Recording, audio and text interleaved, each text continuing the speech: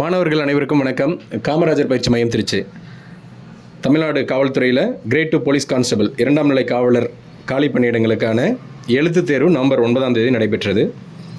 இந்த எழுத்துத் தேர்வில் பொதறிவு பிரிவில் ஒரு 4 வினாக்கள் கூற்றுகளாக கேட்கப்பட்ட வினாக்கள். அதற்கு பதில் துல்லியமான விடை மாணவர்கள் கிடைக்காததுனால ஒரு குழப்பம் இருக்குது. இதுவா அதுவா அப்படின்ற மாதிரி. அது போன்ற வினாக்களுக்கு இப்போ உங்களுக்கு தெளிவான ஒரு புரிதல் இருக்கணும் அப்படின்றதுனால ஆதாரங்களுடன் பள்ளி பாட புத்தகங்கள் என்ன சொல்லுது, வெளியிருக்கிற சோர்ஸ் என்ன சொல்லுது அப்படின்ற கம்ப்ளீட் உங்களுக்கு டீட்டெயில்ஸாகவே சொல்கிறேன் பாருங்கள். இன்னும் ஒரு சில தினங்களில் அஃபிஷியல் ஆன்சர் கீ வெளியிடக்கூடிய நிலையில் இப்போ இந்த வீடியோ பார்த்தீங்கன்னா உங்களுக்கு ஒரு தெளிவு கிடைக்கும். நீங்கள் எப்படி அதை கிளைம் எப்படி கேட்கலாம் அப்படின்ற மாதிரி. ப்ளஸ் நம்ம முறையாக பள்ளி பாட புத்தகங்களை படித்திருப்பதன் மூலமாக நம்ம இந்த கேள்விகளுக்கு எப்படி விடை அளிக்கலாம் அப்படின்ற ஒரு தெளிவும் கொடுத்துறேன் பாருங்கள். அதாவது டெல்லி சீரீஸில் 8வது வினா, தாவரப்பகுதி இலையின் புறத்தோலின் மேல்புறம் உள்ள கியூட்டிக்கல் அடுக்கின் வழியாக நீராவி போக்கு நடைபெறுகிறது அப்படின்னு சொல்கிறாங்க. இந்த ஃபஸ்ட்டு கூற்று என்னென்னா, கியூட்டிக்கல் அப்படின்னா என்ன அப்படின்னு ஃபஸ்ட்டு பார்க்குறோம். தாவரத்தின் தண்டு மற்றும் இலையில் இருக்கக்கூடிய மெழுகு போன்ற ஒரு அடுக்கு கியூட்டிக்கல்னு சொல்கிறாங்க. அப்போ அந்த கியூட்டிக்கல் என்ன பண்ணும் அப்படின்னா, இவங்க என்ன சொல்லிட்டாங்கன்னா நீராவி போக்கு நடைபெறுகிறதுன்னு சொல்லியிருக்காங்க. அதாவது இவங்க நல்லா கவனிங்க கேள்வியை. கியூட்டிக்கல் அடுக்கின் வழியாக மட்டுமே நீராவி போக்கு நடைபெறுகிறதுன்னு சொல்லலை. அடுத்து கியூட்டிக்கல் அடுக்கின் வழியாக மட்டுமே முழு நீராவி போக்கு நடைபெறுகிறதுன்னு சொல்லலை. கேள்வி கியூட்டிக்கல் அடுக்கின் வழியாக நீராவி போக்கு நடைபெறுகிறதுன்னு சொல்லியிருக்காங்க. 9ஆம் வகுப்பு புத்தகத்திலையும் 11ஆம் வகுப்பு புத்தகத்திலையும் இதுலேயே உங்களுக்கு ஸ்க்ரீன்ஷாட் கொடுத்துருக்காங்க. அந்த பேஜோட ஸ்க்ரீன்ஷாட் கொடுத்துருப்பாங்க. தாவரத்தில் நீராவி போக்கு 3 வகைகளில் நடைபெறும் அப்படின்னு சொல்லியிருப்பாங்க. இலைத்துளை நீராவி போக்கு, பட்டைத்துளை நீராவி போக்கு, கியூட்டிக்கல் நீராவி போக்கு அப்படின்னு சொல்லியிருப்பாங்க. அப்போ அந்த இலைத்துளை நீராவி போக்கு அப்படின்றது ஒரு 80லேருந்து 90% நீராவி போக்கு இலைத்துளை நீராவி போக்கின் மூலமாக நடைபெறுது. இந்த கியூட்டிக்கல் நீராவி போக்கில் 5லிருந்து 10% நீராவி போக்கு இந்த கியூட்டிக்கல் அப்படின்ற அந்த மெழுகு படலத்தின் வழியாக நடைபெறுகிறது. அப்படின்னா என்ன அர்த்தம்னா, நீராவி போக்கு நடைபெறாமல் தடுக்கும், கட்டுப்படுத்தும். ஆனால் முற்றிலுமாக நீராவி போக்கு நடைபெறாதுன்னு சொல்ல முடியாது. ஒரு 5லிருந்து 10% நீராவி போக்கு நடைபெறும். இதுதான் இந்த கூற்றுக்கான அர்த்தம். ஆக மொத்தம் இந்த கூற்று மிக சரி. ஓகே. 2, ஆனால் பள்ளி புத்தகத்தில் கியூட்டிக்கல் நீராவி போக்கு, கியூட்டிக்கல் மெழுகு படலம் நீராவி போக்கை தடுக்கிறது அப்படின்னு 10th புக்கில் இருக்கிற மாதிரி மாணவர்கள் கேட்குறீங்க. அங்கே அது முழுமையாக சொல்லாமல் குறையாக சொல்லிட்டாங்க. ஆனால் அந்த பாயிண்ட்டை வச்சு நீங்கள் கிளைம் கேட்குறதுனா கேளுங்க. ஆனால் இந்த கூற்று சரி. ஓகே. செகண்ட் வாக்கியம் 2, இலைத்துளைகள் மூலம் வாயு பரிமாற்றம் நடைபெறும். ஓட்டு உள்ளெடுக்கவும் CO2 வெளியிடவும் செய்கிறது அப்படின்னு சொல்கிறாங்க. அதாவது இலைத்துளைகள் அப்படின்றது வாயு பரிமாற்றம் நடைபெறுவதற்கான ஒரு பாதையாக இருக்குது அப்படின்றாங்க. ரைட்டு. வாயு பரிமாற்றம் தாவரங்களில் எத்தனை வகையில் நடைபெறுது? 2 வகையில் நடைபெறுது. அந்த பாயிண்ட்டை இவங்க சொல்லலை. இவங்க என்ன சொல்லிட்டாங்கன்னா, ஓட்டுவை உள்ளெடுத்து CO2 வெளியே கொடுக்கும்ன்றாங்க. ரைட்டு. ஓட்டுவை உள்ளெடுத்து CO2 எப்போ கொடுக்கும்? அதாவது சுவாசிக்கும் போது. தாவரங்கள் இரவு நேரத்தில் தான் சுவாசிக்கிற அந்த வேலையை பண்ணுது. எல்லா உயிரினங்களும் சுவாசிக்கும் போது என்ன பண்ணும்?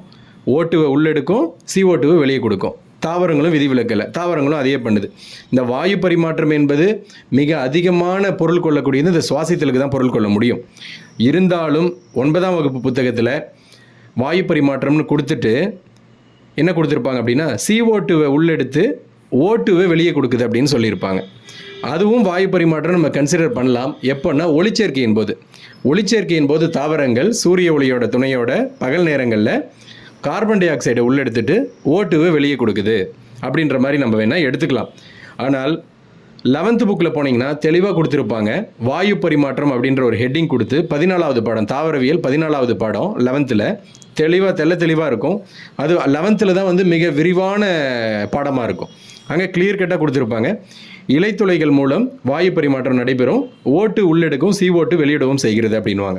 அவங்க அங்கே எதை சொல்கிறாங்கன்னா, வாயு பரிமாற்றம் அப்படின்னாவே சுவாசித்தலை தான் குறிக்கும் அப்படின்ற அர்த்தத்தில் சொல்கிறாங்க. ஆனால் இங்கே 9th புக்கில் உல்டாவாக கொடுத்துருக்கிறதுனால அது எந்த வகையில் கொடுத்தாங்கன்னு தெரியல. ஆனால் நம்ம அந்த ஒளிச்சேர்க்கையும் வாயு பரிமாற்றம்னு கன்சிடர் பண்ணிக்கிட்டு இந்த வினாவிற்கு வேணும்னா நீங்கள் கேட்கலாம். இதுவா அதுவா அப்படின்ற மாதிரி விடை பொருந்துகிற மாதிரி நீங்கள் கிளைம் கேட்கலாம். ஆனால் கொடுத்துருக்கிறபடி வாயு பரிமாற்றம் என்பது இது மிக சரிதான். இதுலேயும் எந்த மாற்றமும் இல்லை. ஆனால் கிளைம் கேட்கலாம். நீங்கள் 9th புக்கில் இருக்கிறத வச்சு மாணவர்கள் கிளைம் கேட்கலாம். வினா டெல்லி சீரீஸ்லேயே 26வது வினா, வாக்கியம் 1, கிபி 7ஆம் நூற்றாண்டில் சீன பயணி யுவான் சுவாங் காஞ்சிபுரத்திற்கு வருகை தந்தார்.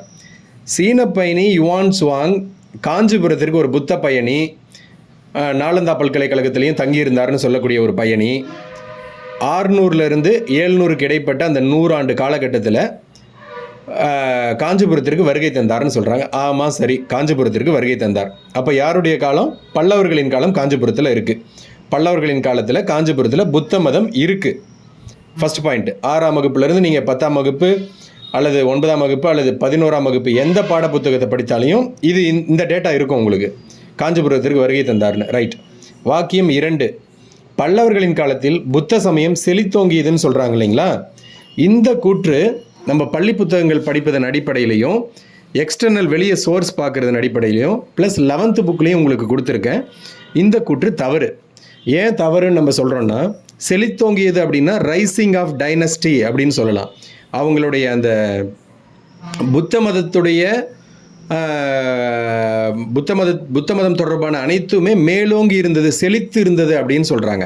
அப்படி பல்லவர்கள் காலத்தில் இருந்ததா அப்படின்னா இல்லை. ஏன்னா சிம்மவர்மனின் மகன் சிம்ம விஷ்ணு இருக்கார் இல்லைங்களா, அவருக்கு அடுத்து இனிஷியல் டேஸ்லேயே பல்லவ வம்சத்தின் தொடக்க காலகட்டத்தில் பேரரசர்களாக இருந்த மகேந்திரவர்மன் காலகட்டத்திலேயே சைவ மதத்தின் ஆதிக்கம் மேலோங்கி இருந்தது. அந்த காலகட்டத்தில் நீங்கள் புத்த மதத்தை பற்றி பார்த்தீங்கன்னா பெரும்பாலும் எதுவுமே ஆதாரமே இருக்காது. ஆனால் புத்த மதம் இருந்தது, மாற்று கருத்து இல்லை. யுவான் சாங் வராரு, அசோகர் காலத்தில் கட்டின புத்த ஸ்தூபியை பார்த்ததாகவும் சொல்கிறாரு, 10,000 புத்த மதத்தை சேர்ந்த புத்த பிட்சுகள் இருந்ததாகவும் சொல்கிறாரு, மாணவர்கள் இருந்தாங்கன்னு சொல்கிறாரு. இதெல்லாம் வேணும்னா சொல்லலாம். ஆனால் செழித்து இருந்ததுன்னு கேட்டால் இல்லை. ஏன்னா அந்த காலகட்டத்தில் அந்த மகேந்திரவர்மன் பல்லவர்களின் தொடக்க கால பேரரசராக அறியப்படக்கூடிய 1ஆம் மகேந்திரவர்மன் காலகட்டத்தில் இருந்தே புத்த சமயம் என்பது மறைய தொடங்கியது. சைவ சமயத்தின் ஆதிக்கம் தான் அதிகமாக இருந்தது. அதற்கு முன்னாடி சமண சமயத்தின் ஆதிக்கம் அதிகமாக இருந்தது. இதுக்கான ஆதாரங்கள் எல்லாமே உங்களுக்கு கொடுத்துருக்கேன். ஏஐயில் கேட்ட உங்களுக்கு இதுவும் கொடுத்துருக்கேன். ப்ளஸ் 11th புக்கில் பர்டிகுலராக ஒரு இடத்துல பர்ஃபெக்டாக கொடுத்துருப்பாங்க. மறைய தொடங்கியது அப்படின்ற ஒரு பாயிண்ட்டே இருக்கும். சமணமும் பௌத்தமும் மறைய தொடங்கியது பல்லவர் காலத்தில் அப்படின்ற மாதிரி இருக்கும். அந்த பாயிண்ட்டையும் உங்களுக்கு சொல்லியிருப்பேன். அதை வச்சு பார்க்கும்போது இங்கே பல்லவர் காலத்தில் நீங்கள் 6ஆம் வகுப்பு புத்தகத்தில் நீங்கள் இந்த டேட்டாவை தான் படிச்சிருப்பீங்க. யுவான் சுவாங் வந்தார், சொன்னார் காஞ்சிபுரத்தில் வந்து ஒரு புத்த கல்வி மையமாக இருந்தது அப்படின்னு. அதெல்லாம் இருந்ததுன்றதுக்காக செழித்தோங்கியதுன்றது வந்து ரைசிங் இல்லையா, உயர்ந்தது அப்படின்ற மாதிரி ஒரு அர்த்தம். அந்த அர்த்தத்தில் நம்ம எடுத்துக்க முடியாது. இருந்ததான்னு கேட்டால் இருந்தது, ஆனால் உயர்ந்திருந்ததானா இல்லை, மறைய தொடங்கியது, காலப்போக்கில் வந்து குன்றியது அப்படின்னு தான் நம்ம சொல்லணும். பல்லவர் காலத்தில் புத்த சமயம் செழித்தோங்கியதாக இல்லை. அப்போ இந்த கூற்று வாக்கியம் 2 பல்லவர்களின் காலத்தில் புத்த சமயம் செழித்தோங்கியது என்பது தவறு தான். புத்த சமயம் இருந்ததுன்னு கேட்டிருந்தாங்கன்னா கண்டிப்பாக நம்ம சரின்னு சொல்லிடலாம். செழித்தோங்கியதுன்றது தவறு. அந்த காலகட்டத்தில் பக்தி இலக்கியம், குறிப்பாக இந்த சைவ மதம் மேலோங்கி வந்தது, வளர்ந்து வந்தது அப்படின்னு தான் நம்ம எடுத்துக்கணும். அடுத்த வினா வந்து டி சீரீஸ்லேயே 38வது வினா. வாக்கியம் 1. சிஇ அப்படின்னு ஒரு குறியீடு. சிஇ எலக்ட்ரானிக் மற்றும் எலக்ட்ரிக் பொருட்களின் பாதுகாப்பை உறுதி செய்கிறது அப்படின்னு சொல்கிறாங்க. இது சரியா தவறான்னு கேட்குறாங்க. இந்த சிஇ அப்படின்றது நம்ம பள்ளி பாட புத்தகங்களில் நமக்கு இது தொடர்பான ஆதாரம் கிடைக்கல. ஆனால் நம்ம எக்ஸ்டர்னல் சோர்ஸை பார்க்கும்போது இந்த கூற்று சரி அப்படின்னு தான் தோணுது. சரி அப்படின்றது தான் கொடுக்கப்பட்டிருக்கு. இந்த சிஇ அப்படின்னா என்ன அப்படின்னா, இந்த எலக்ட்ரானிக் மற்றும் எலக்ட்ரிக் பொருட்களின் பாதுகாப்பு மட்டும் இல்லாமல் இந்த யூரோப்பியன் கண்ட்ரீஸ்ன்னு சொல்கிறோம் இல்லைங்களா, அதாவது யூரோப்பியன் எக்கனாமிக் ஏரியா அப்படின்னு சொல்லுவாங்க, யூரோப்பிய பொருளாதார பகுதிகள், அந்த பகுதிகளில் விற்பனை செய்யக்கூடிய அனைத்து பொருட்களுக்கும் இந்த சிஇ அப்படி என்ற குறியீடு வழங்கப்படுது. இப்போ இந்தியாவிலிருந்து தயாரிக்கப்பட்டு ஒரு பொருள் இந்த ஐரோப்பிய ஒன்றியத்துக்கு உட்பட்ட நாடுகளில் போய் அந்த பொருளை ஏற்றுமதி செஞ்சு அங்கே இறக்குமதி செஞ்சு விற்கிறாங்கன்னா இந்த சிஇ குறியீடு வாங்கியிருக்க வேண்டியது மிக அவசியம். அதற்கு இந்த எலக்ட்ரிக் பொருட்களும் பொருந்தும். ஃபஸ்ட்டு இந்த கேள்வியில் நீங்கள் புரிஞ்சிக்க வேண்டியது, இந்தியாவிலன்னு கேட்கல, சிஇன்னு மட்டும்தான் கேட்டிருக்காங்க. இந்தியாவிலன்னு கேட்டிருந்தா கூட நம்ம இந்த கேள்வி தவறுன்னு ஏதாவது ஒன்று போகலாம். சிஇன்னு கேட்டுட்டாங்க, எலக்ட்ரானிக் மற்றும் எலக்ட்ரிக் பொருட்களின் பாதுகாப்பை உறுதி செய்கிறதுன்னு சொல்லியிருக்காங்க. அப்போ இது 100% சரி. சிஇ என்பது ஐரோப்பிய ஒன்றிய நாடுகளில் வழங்கப்படக்கூடிய ஒரு பாதுகாப்பை உறுதி செய்யக்கூடிய ஒரு தரக்குறியீடு. அது வந்து இந்த எலக்ட்ரிக் பொருட்களும் அதில் வருது. அதற்குரிய ஆதாரம் உங்களுக்கு ஸ்க்ரீன்ஷாட் இதில் கொடுத்துருக்கேன். முடிஞ்சிருச்சு ஃபஸ்ட்டு கூற்று. 2வது கூற்று, ஐஎஸ்ஓ தங்கம் வெள்ளி ஆபரணங்களின் பரிசுத்தம் உட்பட்ட பல்வேறு பொருட்களின் தரத்தை உறுதி செய்கிறது அப்படின்னு கொடுத்துருக்காங்க. நிறைய பேர் நம்ம மாணவர்கள் 9th அறிவியலில் 9ஆம் வகுப்பு அறிவியல் புத்தகத்தில் இருக்கக்கூடிய ஐஎஸ்ஐ அப்படின்றத எடுத்துகிட்டு வந்து இது கூட குழப்பிக்கிறாங்க. ஐஎஸ்ஐ வேற, இந்தியன் ஸ்டாண்டர்ட் இன்ஸ்டியூட் வேற, ஐஎஸ்ஓ வேற, இன்டர்நேஷ்னல் ஆர்கனைசேஷன் ஃபார் ஸ்டாண்டர்ட் இது ஐஎஸ்ஓ. இதுக்கும் அதுக்கும் வானளாவிய வித்தியாசம் இருக்குது. மாணவர்கள் இதை புரிஞ்சுக்கணும். இப்போ ஐஎஸ்ஓ கேட்டிருக்காங்க, தங்கம் வெள்ளி ஆபரணங்களின் பரிசுத்தம் உட்பட பல்வேறு பொருள் தரத்தை உறுதி செய்கிறது. ஆமாம், செய்யுது. அதாவது இன்டர்நேஷ்னல் ஆர்கனைசேஷன் ஃபார் ஸ்டாண்டர்ட் அப்படின்ற ஒரு நிறுவனம் சுவிட்சர்லாந்தில் ஜெனீவாவில் தலைமையிடத்தை வச்சுருக்கு. அங்கே இருக்கக்கூடிய நிறுவனம் உலகம் முழுவதும் இருக்கக்கூடிய அனைத்து பொருட்களுக்குமே தரத்தை உறுதி செய்வதற்கான ஒரு நிறுவனமாக செயல்படுது. அவங்க ஒரு குறியீடை கொடுக்குறாங்க. ஆமாம், அப்போ அது தங்கம் வெள்ளி ஆபரணங்களுக்கும் கொடுக்குறாங்கன்னா கண்டிப்பாக கொடுக்குறாங்க. ISO 9001 அப்படின்ற ஒரு தரச்சான்றிதழை அவங்க கொடுக்குறாங்க. ISO அப்படின்றத ஃபஸ்ட்டு புரிஞ்சுக்கணும். இது சர்வதேச தரத்திலான ஒரு தரச்சான்று. இது ISO நிறுவனம் கொடுக்கக்கூடியது. சுவிட்சர்லாந்தில் ஜெனீவாவில் இருக்கக்கூடிய ஒரு நிறுவனம். அப்போ ஆக மொத்தம் இதை பார்க்கும்போது இந்த இரண்டு கூற்றுகளும் சரி. இந்தியாவிலன்னு கேட்டிருந்தா தான் நம்ம ISIக்கு போனோம். ISI இப்போ என்னவா மாற்றிட்டாங்க, பிஸ்ன்னு மாற்றிட்டாங்க இல்லைங்களா? அதாவது பீரோ ஆஃப் இந்தியன் ஸ்டாண்டர்ட் அப்படின்னு மாற்றிருப்பாங்க. நம்ம அந்த இடத்துக்கு போய் யோசிக்கணும். யூடியூப்பில் வேறு எங்கேயோ குழப்பறதுனால மாணவர்கள் ஒரு கன்ஃபியூஸில் இருக்காங்க. ஃபஸ்ட்டு இந்த ISOக்கும் ISIக்கும் வித்தியாசம், மிகப்பெரிய வித்தியாசம் இருக்குது. அதை தெளிவுபடுத்திக்கோங்க. இந்த கேள்விக்கு நம்ம 100% விட்டு கொடுக்கக்கூடாது. 1 மற்றும் 2 சரி அப்படின்றதுல தான் நம்ம நிற்கணும். வேறு மாதிரி விடை கொடுத்தா நம்ம கிளைம் பண்ணி கேட்கணும். அடுத்து கடைசியாக ஒரு குழப்பத்தில் இருக்கக்கூடிய ஒரு கேள்வி, 44வது வினா.